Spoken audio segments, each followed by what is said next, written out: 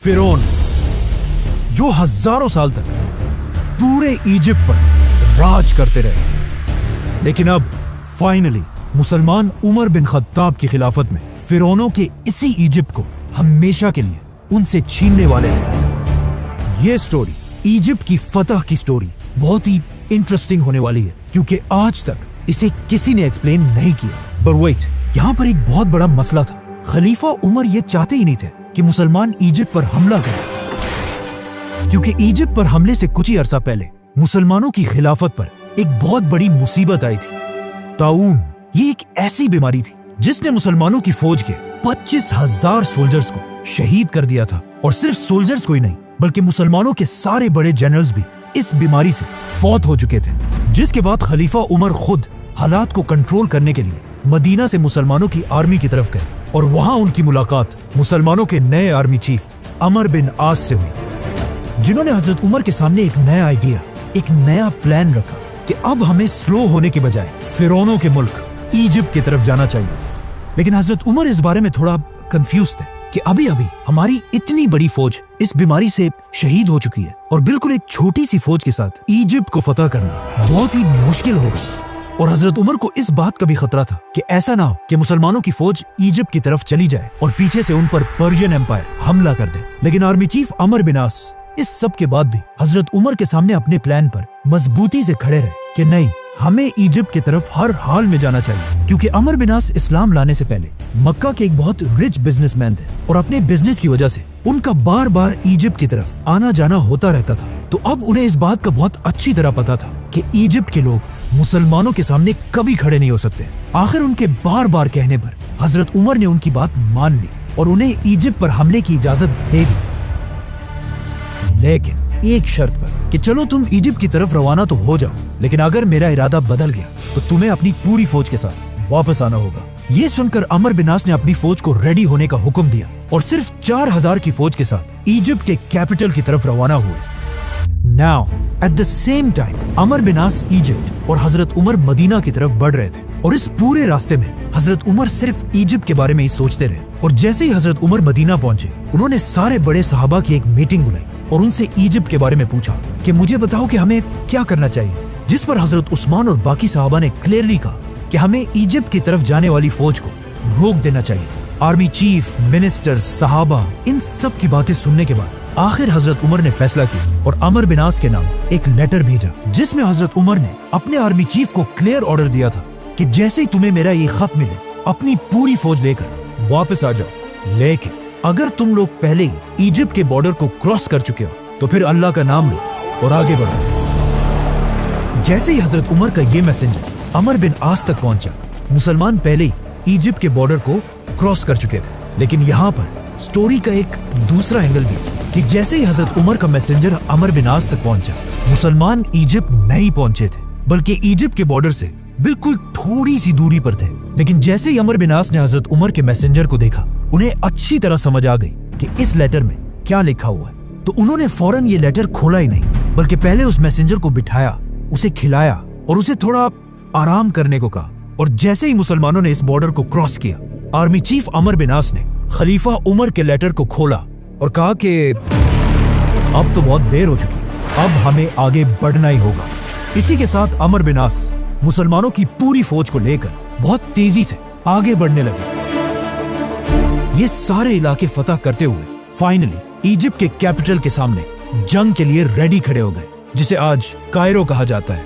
और ये कोई आम सिटी नहीं थी, बल्कि उस जमाने की दुनिया की सबसे पावरफुल सिटीज में से थी, जिस पर पिछले 600 साल से रोमन एम्पायर का राज था और कोई भी उनसे ये सिटी नहीं छीन सका था। मुसलमानों की फौज ने सीधा आकर इस सिटी के सामने अपने टेंट्स लगाए और जंग के लिए बिल्कुल रेडी हुए, जिसे देखकर रोमन्स ने भी अपनी पूरी फौज को मुसलमानों के सामने खड़ा किया, जिसमें बच्चे, औरतें, बूढ़े सब शामिल थे, ताकि ये करने से मुसलमानों के दिलों में उनका खौफ बैठ जाए। बट वो किसको डरा रहे थे? मुसलमानों को? I don't think so। Amar bin आस ने उनकी इतनी बड़ी फौज देखकर अपना एक मैसेंजर उनके पास भेजा और उसे अच्छी तरह समझाया कि तुमने क्या बोलना है। इस मैसेंजर ने सीधा जाकर सारे रोमन्स के सामने कहा कि तुम लोग जानते भी हो हम कौन है। हमने अभी अभी तुम्हारे बादशाह हरकल को बुरी तरह हराया है, तो अब तुम हमारा क्या बिगाड़ लोगे? ये सुनकर वहाँ पर सब हैरान हो गए, लेकिन वहाँ के लीडर साइरस ने कहा कि बात तो सही है। इसी के साथ अमर बिन आस ने फुल ताकत के साथ इजिप्ट के कैपिटल पर हमला कर दिया, लेकिन कोई फायदा नहीं हुआ क्योंकि सिर्फ 4000 की फौज के साथ इजिप्ट का कैपिटल फतह करना इम्पॉसिबल था। इसीलिए अगले 7 महीने तक मुसलमान इसी तरह इस सिटी के सामने अपने कैंप्स में बैठे रहे और आखिर आर्मी चीफ अमर बिन आस को भी समझ आ गई कि अब वक्त आ चुका है कि मदीना में खलीफा उमर से मदद मांगी जाए। हजरत उमर को इस बात का पहले ही पता था कि अमर बिन आस इजिप्ट को बहुत ही लाइटली ले रहा है और उसे जरूर ज्यादा फौज की जरूरत पड़ेगी, तो उन्होंने फौरन 12,000 की फौज इजिप्ट की तरफ रवाना की और इस फौज का लीडर एक बहुत बड़ा सहाबी जुबैर बिन अवाम को बनाया। हजरत उमर जुबैर रज़ियल्लाहु अन्हु की इतनी इज्जत किया करते थे कि उन्होंने अपनी वफात के बाद खलीफा बनने वाले 6 लोगों में से एक जुबैर बिन अवाम को भी नॉमिनेट किया था, जिसे फिर हम बाद में एक्सप्लेन करेंगे, तो सब्सक्राइब। तो अब ये नई फौज भी आकर अमर बिन आस के साथ इजिप्ट में मिल गई और इन दोनों फौजों ने मिलकर बिल्कुल खालिद बिन वलीद के स्टाइल पर हमले का एक नया प्लान बनाया। अगले दिन रोमन फौज अपने किले से बाहर निकली और दोनों फौजें एक दूसरे के आमने सामने हुई और जंग शुरू हुई। कुछ ही देर के जंग के बाद अचानक मुसलमान जंग से पीछे हटने लगे और आहिस्ता आहिस्ता जंग के मैदान से इतना पीछे आ गए कि ऐसे लगने लगा कि अब फाइनली मुसलमान ये जंग हार जाएंगे। लेकिन एग्जैक्ट इसी टाइम मुसलमानों की एक दूसरी फौज आकर रोमन्स के फौज के पीछे खड़ी हो गई। ये देखकर अमर बिन आस ने दोबारा हमले का हुक्म दिया। इस तरह मुसलमानों ने रोमन्स की फौज को हर तरफ से घेर लिया और फिर इन्हें क्रश कर दिया। लेकिन इस सब के बाद भी मुसलमान इस सिटी में दाखिल ना हो सके। आखिर एक दिन जुबैर बिन अवाम रज़ियल्लाहु अन्हु ने तंग आकर एक बहुत ही बोल्ड डिसीजन लिया और अपने कुछ ही साथियों के साथ रात के अंधेरे में इस सिटी के अंदर दाखिल हुए और सीधा जाकर मुसलमानों के लिए गेट खोल दी। ये देखकर मुसलमानों की पूरी फौज इजिप्ट के कैपिटल में एंटर हुई और इस सिटी को फतह करके यहाँ के गवर्नर को ढूंढने लगी। But it was too late. Governor पहले ही इस सिटी को छोड़कर इजिप्ट की सबसे पावरफुल सिटी अलेक्जेंड्रिया की तरफ भाग चुका था। नाउ गवर्नर भाग तो गया था, लेकिन उसके दिल में मुसलमानों का इतना खौफ बैठ चुका था कि उसने यहाँ से भागते ही मुसलमानों की तरफ एक लेटर भेजा कि अब और बस है, मैं पूरे इजिप्ट को हजरत उमर के सामने सरेंडर करने के लिए तैयार हूँ। अमर बिन आस ने गवर्नर की इस रिक्वेस्ट को बिल्कुल रिजेक्ट कर दिया क्योंकि उन्हें पता था कि मुसलमानों की जंग इस गवर्नर से नहीं बल्कि रोमन एम्पायर के बादशाह से। आर्मी चीफ अमर बिन आस ने इजिप्ट के सरेंडर की ये ऑफर एक्सेप्ट तो कर ली, लेकिन जब रोमन एम्पायर के बादशाह हेराक्लियस को अपने गवर्नर के इस सरेंडर का पता चला तो उसे गवर्नर की इस बुज़दिली पर बहुत गुस्सा आया कि इसकी औकात क्या है, इसने मुझसे पूछे बगैर पूरे इजिप्ट को सरेंडर कर दिया। जिसके बाद उसने सारे रोमन फौज को मैसेज भेजा कि गवर्नर की बातों को छोड़ो और मुसलमानों के साथ आखिरी जंग के लिए तैयार हो जाओ। मुसलमानों के आर्मी चीफ अमर बिन आस को भी समझ आ गई कि अब रोमन एम्पायर का बादशाह आखिरी दम तक लड़ने के लिए तैयार है, तो उन्होंने भी अपनी आर्मी को अलेक्जेंड्रिया की तरफ जाने का हुक्म दिया। अब यहाँ पर एक बहुत ही इंटरेस्टिंग स्टोरी है कि जब मुसलमान अपना सामान पैक कर रहे थे और अपने टेंट्स को बांध रहे थे तो अमर बिन आस रज़ियल्लाहु अन्हु भी अपना टेंट बांधने के लिए गए। तो वहां उन्होंने देखा कि उनके टेंट के अंदर ही एक कबूतर ने अपना घोंसला बनाया हुआ है और साथ उस कबूतर के बच्चे भी थे। तो अब अमर बिन आस ने इस कबूतर के घर को बचाने के लिए इस टेंट को यहीं पर रहने दिया। ये टेंट बहुत ही इंपॉर्टेंट है क्योंकि आने वाले वक्तों में हर मुसलमान ने इस टेंट को एक निशानी के लिए यहीं पर रहने दिया और इसी टेंट के आसपास आबाद होने लगे। नाउ अरबी में टेंट को फुस्तात कहा जाता है और आगे जाकर इसी कबूतर के टेंट की वजह से इजिप्ट के कैपिटल का नाम ही फुस्तात पड़ा, जो आज तक इजिप्ट का कैपिटल है और उसे कायरो कहा जाता है। Let's come back to the story. Romans की कुछ ही अरसे बाद मुसलमान भी इस सिटी के पास पहुंच गए और इस सिटी को देखकर बिल्कुल हैरान रह गए क्योंकि अलेक्जेंड्रिया अलेक्जेंडर द ग्रेट के नाम पर बनी एक बहुत बड़ी सिटी थी और हजरत उमर ने अपनी पूरी खिलाफत में इससे बड़ी सिटी पर कभी हमला नहीं किया था, जो दमास्कस और मदईन जैसी सिटी से भी बहुत बड़ी थी। मुसलमानों ने यहाँ पहुंचकर इस सिटी को फतह करने की बहुत कोशिश की, लेकिन मुसलमानों की सारी कोशिशें बिल्कुल फेल होती रही और अगले 6 महीने तक मुसलमान इस सिटी के दरवाजों के सामने बिल्कुल बेबस बैठे रहे और मुसलमानों के मोराल को और तोड़ने के लिए रोमन बादशाह ने एक बहुत बड़ी फौज मुसलमानों के साथ जंग के लिए तैयार की। अब फाइनली ये लग रहा था कि खलीफा उमर कभी भी इजिप्ट को फतह नहीं कर पाएंगे और मुसलमानों की फौज यहाँ से मायूस होकर वापस चली जाएगी। लेकिन अचानक यहाँ पर एक बहुत बड़ा ट्विस्ट आया और सारी सिचुएशन बिल्कुल बदल गई। अचानक रोमन एम्पायर के कैपिटल इस्तांबुल में द ग्रेट रोमन एम्पायर का आखिरी पावरफुल बादशाह हेराक्लियस 30 साल की हुकूमत के बाद मर गया जिसके बाद उसके जवान बेटे ने आकर अपने बाप का तख्त संभाला। इस यंग बादशाह से रोमन एम्पायर की बहुत उम्मीदें थी कि ये जरूर मुसलमानों से हमारी खोई हुई ताकत को छीनेगा, लेकिन सिर्फ कुछ ही दिन तख्त पर रहने के बाद इस बादशाह की सुतेली मां ने इसे मार दिया और अपने बेटे को रोमन एम्पायर की तख्त पर बिठाया। लेकिन ये देखकर रोमन एम्पायर के जनरल्स और अवाम को बहुत सख्त गुस्सा आया, जिसके बाद यहाँ पर रोमन एम्पायर में एक बहुत बड़ी सिविल वॉर स्टार्ट हुई। जिसके बाद वो फौज जिसे हेराक्लियस ने मुसलमानों से लड़ने के लिए भेजा था, उसे मजबूरन वापस जाना पड़ा। ये सिविल वॉर इतनी बड़ी कि बस सभी एक दूसरे को मारने लगे। लेकिन जब हालात थोड़े कंट्रोल हुए तो रोमन एम्पायर के तख्त पर एक नया बादशाह बैठा हुआ था।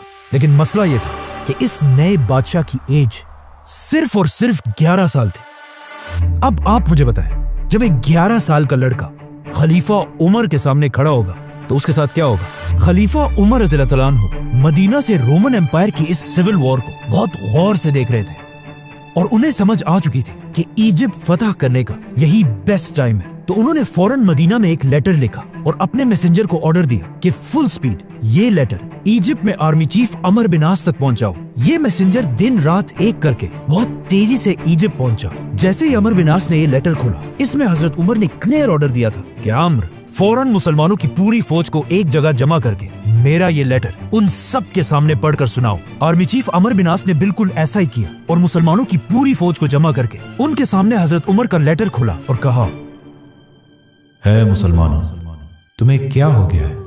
तुम पिछले 2 साल से लड़ रहे हो और अब तक इजिप्ट फतह नहीं कर सके। मुझे इस बात का खतरा है कि तुम रसूल अल्लाह और कुरान के बताए हुए तरीकों को भूल चुके हो और बिल्कुल हमारे दुश्मनों की तरह दुनिया की मोहब्बत में खो चुके हो। याद रखना, अल्लाह ऐसी कौम की मदद कभी भी नहीं करता। तो अब मैं तुम्हारे दिलों को मजबूत करने के लिए तुम्हारी तरफ एक नई फौज भेज रहा हूं। तो अब अपनी इन पुरानी हरकतों से बाज आओ और उठो, अपने घोड़ों को ठीक करो, अपनी तलवारें निकाल लो और रोमन से एक आखिरी जंग लड़ने के लिए तैयार हो जाओ, ताकि मुसलमान इजिप्ट को हमेशा हमेशा के लिए इस्लाम के कंट्रोल में ला सके। हजरत उमर के इस लेटर को पढ़ने के बाद मुसलमानों की फौज का जज्बा इतना बढ़ा कि उन्होंने अपनी तलवारें उठाई और अलेक्जेंड्रिया की सिटी पर ऐसा हमला किया कि रोमन्स इस हमले के सामने बिल्कुल बेबस हो गए और अपनी दीवारों, गेट्स, टावर्स को छोड़कर हर तरफ भागने लगे और मुसलमान फाइनली इस सिटी में दाखिल हुए। यहाँ के गवर्नर साइरस ने जब ये सब अपनी आंखों से देखा तो उसे समझ आ गई कि एक 11 साल का बच्चा खलीफा उमर का मुकाबला कभी भी नहीं कर सकता, तो अब और लड़ने का कोई फायदा नहीं है। इसी के साथ उसने अपना कलम उठाया और पूरे इजिप्ट को हजरत उमर की खिलाफत के सामने सरेंडर कर दिया और इस तरह इजिप्ट, फिरौनों का मुल्क, मुसलमानों के कंट्रोल में आया। अमर बिन आस ने इजिप्ट फतह करने के बाद सबसे पहले एक मैसेंजर जल्दी हजरत उमर की तरफ रवाना किया ताकि वो उन्हें इजिप्ट की फतह की खबर दे सके। ये मैसेंजर फुल स्पीड मदीना पहुंचा और हजरत उमर के घर के बजाय मस्जिद नबवी की तरफ गया। हजरत उमर को जब इसका पता चला तो वो सीधा मस्जिद नबवी की तरफ गए और वहां पर इस मैसेंजर ने हजरत उमर को इजिप्ट के फतह के बारे में बताया। ये सुनते ही हजरत उमर जमीन पर गिर गए और सजदा करके अल्लाह का शुक्र अदा किया और पूरे मदीना को जमा करके उनके सामने इजिप्ट के फतह की कहानी सुनाई। नाउ हजरत उमर ने इसके बाद उस मैसेंजर को बुलाकर पूछा कि तुम मेरे घर के बजाय मस्जिद नबवी की तरफ क्यों गए? उस मैसेंजर ने कहा कि मुझे लगा आप सो रहे होंगे। तो हजरत उमर ने उसे जवाब दिया कि अगर खलीफा दिन को सोएगा तो ये इतनी बड़ी खिलाफत कौन चलाएगा? नाउ अमर बिन आस के हाथों में इजिप्ट के साथ साथ एक और भी बहुत जबरदस्त ताकत है, रोमन नेवी, क्योंकि यहाँ पर रोमन एम्पायर का सबसे बड़ा पोर्ट था। तो आर्मी चीफ अमर बिन आस ने फौरन खलीफा उमर से उनकी इजाजत मांगी कि अब वक्त आ चुका है कि मुसलमान अपनी पहली नेवी बनाए। लेकिन हजरत उमर ने ऐसा करने से इनकार कर दिया, क्योंकि अगर देखा जाए अरब हमेशा डेजर्ट में ही रहे थे और उन्हें समंदरों और कश्तियों का कोई एक्सपीरियंस नहीं था और इनके मुकाबले में रोमन्स इस सब के चैंपियंस थे। तो हजरत उमर को पता था कि हो सकता है समंदरों में हम रोमन्स का मुकाबला ना कर पाए और हमारी सारी फौज डूब जाए। तो अमर बिन आस नेवी का आइडिया छोड़कर अफ्रीका की तरफ बढ़े और बहुत तेजी से लीबिया, ट्यूनीसिया, बल्कि अल्जीरिया तक पहुंचे। आखिर हजरत उमर ने लेटर भेजा कि अब और बस करो, हमारी खिलाफत बहुत ज्यादा फैल चुकी है, तो इससे ज्यादा आगे जाने की इजाजत नहीं है। जिसके बाद अमर बिन आस मुसलमानों की पूरी फौज लेकर वापस इजिप्ट में अपने नए कैपिटल फुस्तात की तरफ आए और वहाँ उनकी मुलाकात कुछ बहुत ही अजीब लोगों से हुई, जिन्होंने उन्हें बताया कि ज्यादा खुश होने से पहले ये बात अच्छी तरह जान ले कि हर साल दरियाए नील का पानी बिल्कुल सूख जाता है और उसे दोबारा बहाने का रास्ता सिर्फ हमें पता है। हर साल जब भी इस दरिया का पानी सूखता है, हम इस दरिया में एक जवान कंवारी लड़की को फेंक देते हैं और इस लड़की की कुर्बानी के बाद ही दरिया का पानी दोबारा बहने लगता है। तो तुम मुसलमानों को भी ऐसा ही करना होगा। मुसलमान ये सुनकर हैरान रह गए कि ये क्या पागल लोग हैं, लेकिन कुछ अरसे बाद एग्जैक्टली ऐसा ही हुआ और दरियाए नील का पानी ऑलमोस्ट सूख गया, जिससे मुसलमान थोड़ा घबराने लगे कि ये तो वाकई दरिया बिल्कुल सूख रहा है। और आखिर दरिया का पानी इतना कम हुआ कि कुछ लोग ये तक सोचने लगे कि क्या हमें भी इस दरिया के पानी को बहाने के लिए ऐसी कुर्बानी देनी चाहिए। ये सब देखकर आखिर अमर बिन आस ने हजरत उमर की तरफ लेटर भेजा कि अब आप ही फैसला करें हमें क्या करना चाहिए। हजरत उमर ने ये लेटर पढ़ते ही कहा कि ये क्या है, हम तो इस दुनिया में आए इसलिए हैं कि दुनिया के इन पुराने सारे रिवाजों को तोड़ दे। तो फौरन हजरत उमर ने एक चिट्ठी भेजी और कहा कि इस चिट्ठी को दरियाए नील में डाला जाए, जिसमें लिखा था, ऐ नील के पानी, अगर तू आज तक हजारों साल से अपनी मर्जी से बहता है तो रुक जा, हमें तेरी कोई जरूरत नहीं। लेकिन अगर तू अल्लाह की मर्जी से बहता है तो हम उसी अल्लाह से दुआ करते हैं कि वो तेरा पानी दोबारा जारी कर दे। जिसके कुछ ही अरसे बाद दरियाए नील का पानी पहले से भी ज्यादा बहने लगा। इस तरह हजरत उमर सिर्फ एक बादशाह नहीं बल्कि पूरी दुनिया के सामने एक नया निजाम रख रहे थे। और उनके दौर में इंसाफ का एक ऐसा निजाम था कि एक दिन आर्मी चीफ अमर बिन आस के बेटे ने इजिप्ट फतह होने के बाद एक आम इजिप्शियन को एक छोटी सी बात पर डंडों से मारा और ये दिखाने की कोशिश की कि अब हम तुम्हारे बादशाह हैं और तुम हमारे गुलाम। ये इजिप्शियन उसे वहाँ तो कुछ नहीं कह सका, लेकिन उसने हमेशा से हजरत उमर के इंसाफ के बारे में बहुत सुना था। तो वो सीधा इजिप्ट से मदीना की तरफ गया और जाकर हजरत उमर के सामने अपने ऊपर हुए जुल्म की शिकायत की। ये सुनकर हजरत उमर को बहुत दुख हुआ और उन्होंने उस इजिप्शियन को कहा कि तुम यही बैठो और फौरन एक लेटर गवर्नर अमर बिन आस की तरफ भेजा और उसे हुक्म दिया कि अपने बेटे मोहम्मद बिन अमर को लेकर मदीना की तरफ आओ। जैसे ये दोनों बाप और बेटा मदीना पहुंचे तो उन्होंने देखा कि हजरत उमर के साथ सब बैठे हुए हैं और साथ ही वो इजिप्शियन भी। खलीफा उमर ने उन सब के सामने उस इजिप्शियन को अपना डंडा दिया और कहा कि आर्मी चीफ अमर बिन आस के बेटे को बिल्कुल उसी तरह मारो। बेटे को मारने के बाद अब खलीफा उमर ने उस इजिप्शियन से कहा कि ये डंडा लेकर इसके बाप अमर बिन आस के सर पर भी मारो, क्योंकि इसी बाप के पोस्ट की वजह से इसके बेटे ने तुम्हें मारा था। उस इजिप्शियन ने अमर बिन आस को तो नहीं मारा, लेकिन हजरत उमर ने अमर से कहा कि तुम कब से लोगों को गुलाम बनाने लगे जब उनकी माओ ने उन्हें आजाद पैदा किया है। इसी जबरदस्त जस्टिस की वजह से अब हजरत उमर दुनिया के सबसे ताकतवर लीडर बन चुके थे। लेकिन इजिप्ट फतह करने के फौरन बाद पर्शियन एम्पायर का बादशाह एक बड़ी फौज जमा करके मुसलमानों से बदला लेने के लिए बिल्कुल रेडी था। सब्सक्राइब।